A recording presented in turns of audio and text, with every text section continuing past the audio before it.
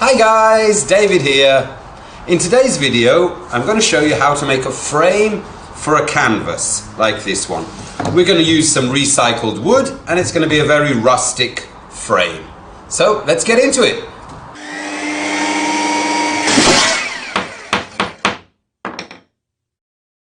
Here's some of the tools you're going to need to make this picture frame. You're going to need a screwdriver. Now it doesn't matter if it's an impact, you can also use your drill.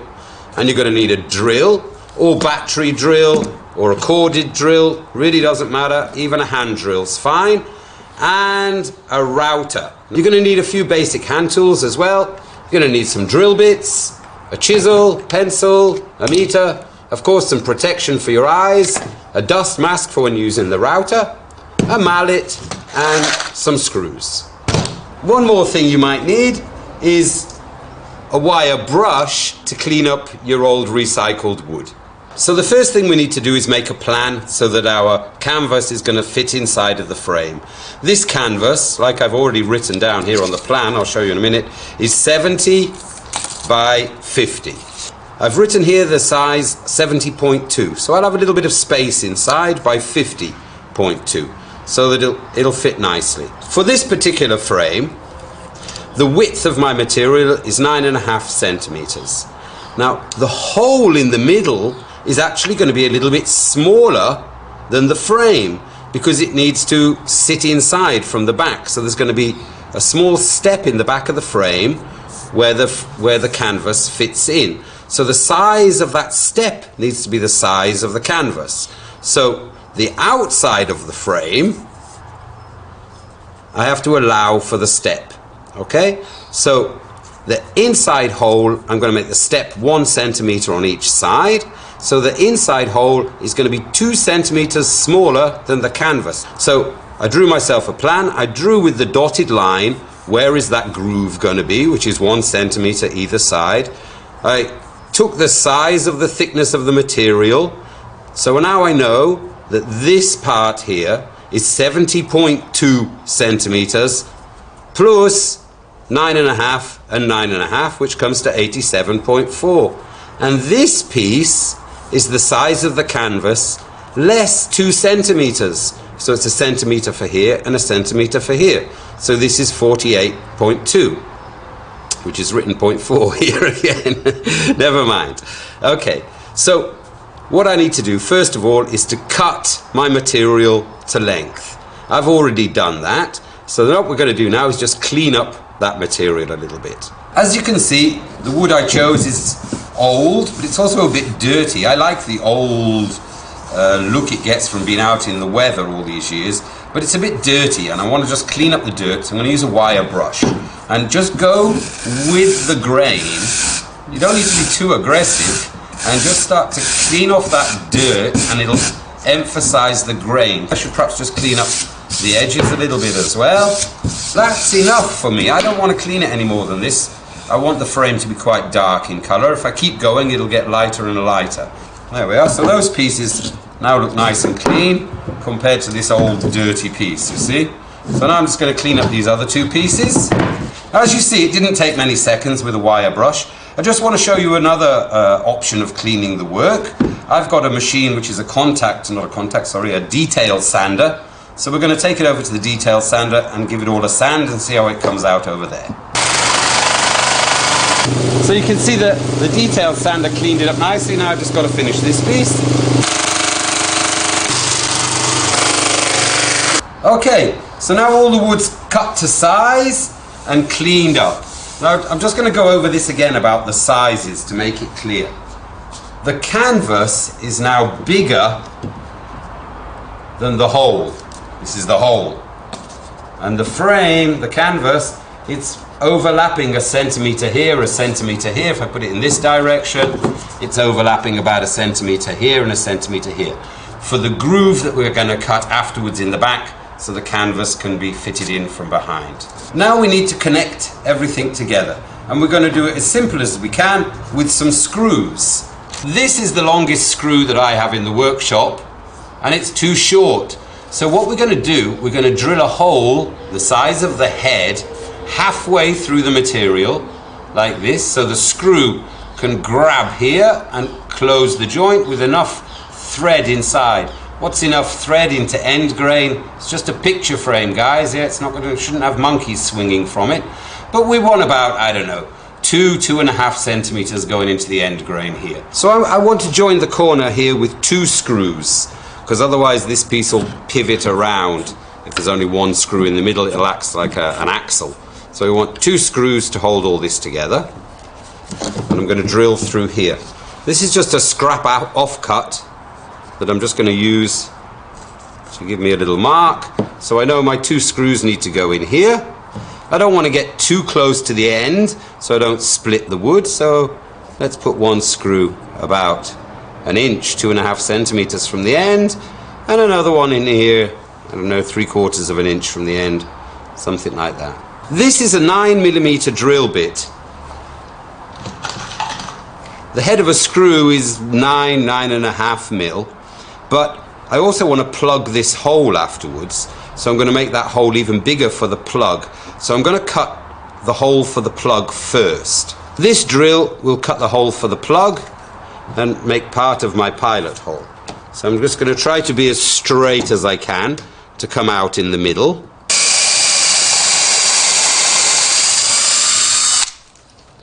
So that's the hole that my plugs from my plug cutter fit.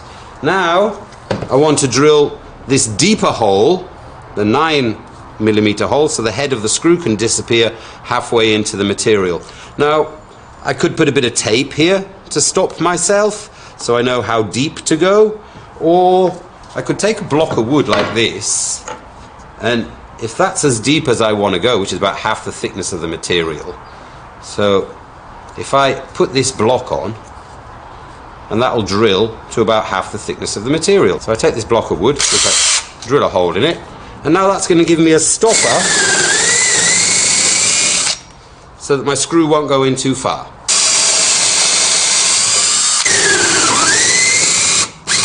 And now I just want to drill a hole so that the screw will pass freely through the last part of the material here without splitting anything. So I just took a longer drill bit, a small one.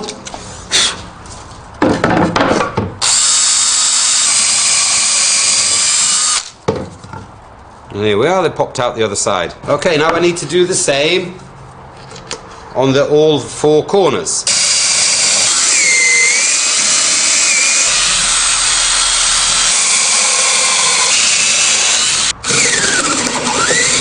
So I've drilled all the holes in all the 4 corners, and now we need to screw it together. Now off camera, of course, I just checked what was going on, and I mistakenly told you all you need to drill a 9mm hole for the head of the screw. That's fine for the screw, but the extension on my screwdriver is 10 mil. So I just enlarged those holes, the ones with the stopper, from 9 mil to 10 mil. Okay, and then your screwdriver extension's not going to get stuck in there. So now it's time to screw it all together. I'm just going to drive the screw in from this side until I see just the tip poking out. So I'm just going to do that with these 2 screws. So if you can just see the end of the screws here just poking out. So now I can mate this with this end, and those ends of those screws, if I just give it a bit of a bang, now they've locked it in place, and it's not going to go whizzing around when I start to put my screws in, and hopefully everything will stay nice and square in the corner. Okay, so now I've banged them together. The heads of the screws have just penetrated this end, and now I'm going to screw it up. There we are, and that corner's nice and flush and held together. Just pokes out like this. Look, I'm flush here, and give it a bit of a bang. Okay, because this is recycled wood, this board has got a little bit of a twist in it. It's a bit twisted, and there's a gap under here, and this edge isn't closing up square. If I put a screw through there, it's going to pull this one up in the air to make it close, and we don't want that because it's a frame. So I need to take a little bit of material off that bottom corner, so when the joint closes, it'll keep this board flat and won't go whoop up in the air like this. I don't want to do it with a hand plane, because you see this great big eye here, I go on there with a hand plane, probably this chunk's going to break off somewhere. So I'm going to use a rasp, because around swirly whirly grain like this, a rasp will do a better job. And I just need to take a bit off here. So let's lie it back on the table and check it. Let's have a look what's going on now. Well, there's still a bit of a gap, so I still need to take a little bit more off that side. I'm taking more off this edge and less off that edge. And I think that should just about be it. There we are. Trying to keep it all as flat as I can. I hope you guys can see now that this is parallel. So when I put the screw in, it's going to stay with this twist in it, but I don't care. It's going to sit flat on the wall, and that's our purpose.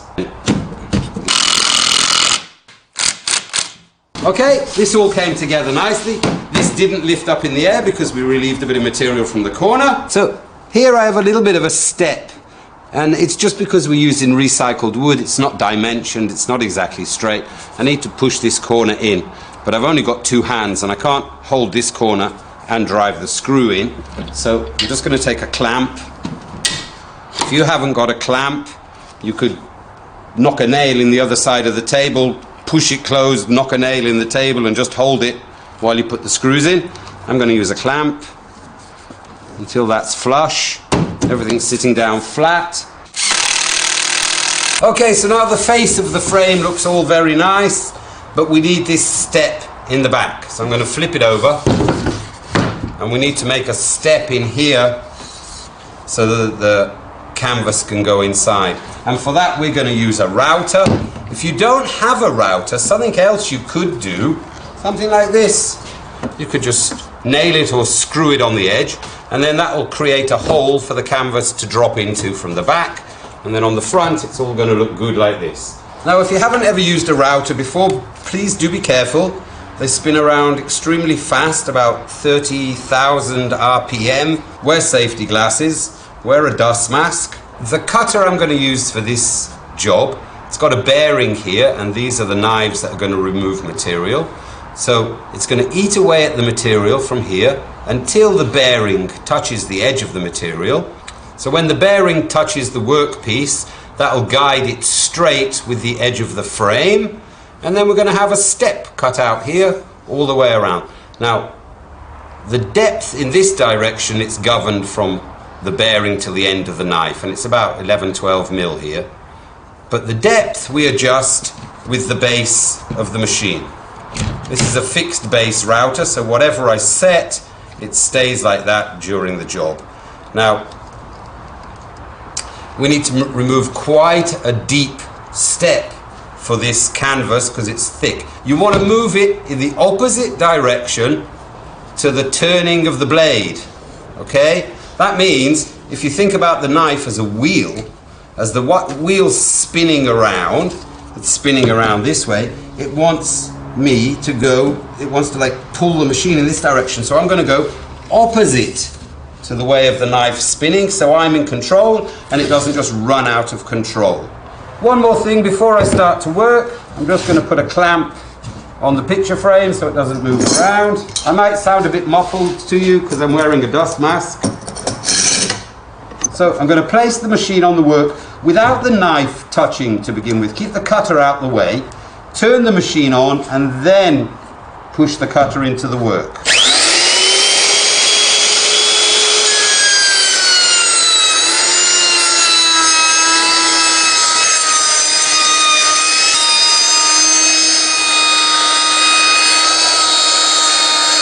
So now you can see here's the step that I was talking about all the time, but it's not deep enough for our frame, so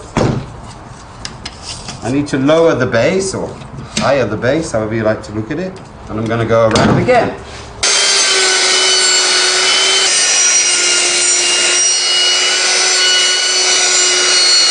There we go again.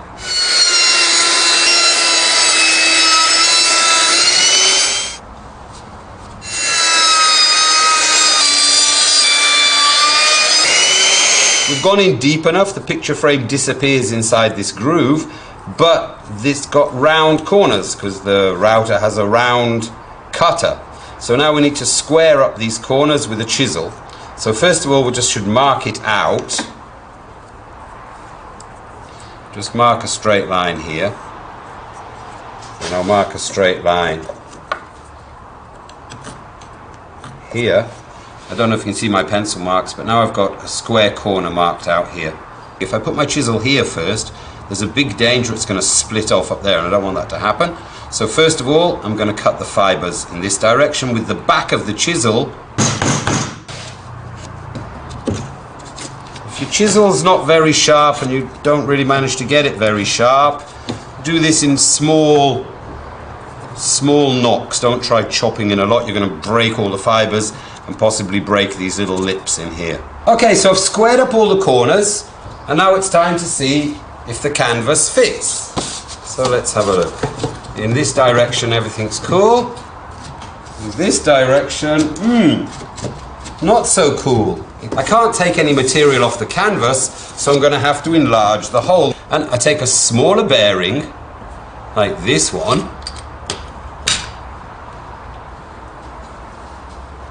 and pop it on there. Put in the screw, and now that's going to give me an extra couple of mil, and I only need to cut on one edge of the frame. Don't know if you can see that, but that's at my deepest cut. I need to pick the knife up now and do the upper part, but I didn't move it intentionally to stay at the same depth. Now let's see how does the canvas fit.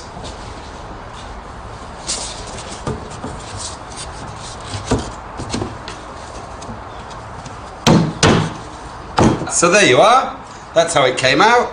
I think it looks pretty good. All that's left to do now is put a couple of plugs in the hole and a little bit of cosmetics around the edges and somehow to hang it on the wall. So I'm just going to use this plug cutter, which fits the holes that we drilled in the frame, and make some plugs to plug them up with.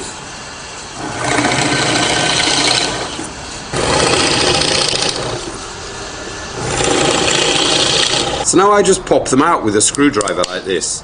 If you've got a bandsaw, you can also bandsaw them off. Just dip it in the glue like this.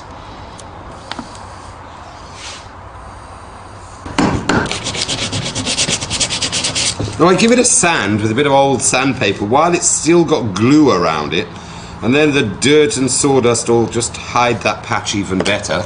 Okay, so I've got 8 of these to do. These saw cuts are very straight and very clean, so I'm going to take a wire brush and just make the end here look a little bit more weathered. The more you do, the more weathered it's going to look. So I'm just going to take a piece of wire and connect it on the back here with a couple of screws so it can hang on the wall. So I want to be about 1/3 down from the top, so I'll just measure that.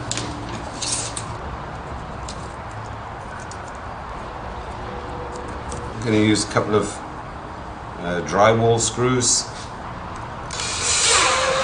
because they've got a nice flat head.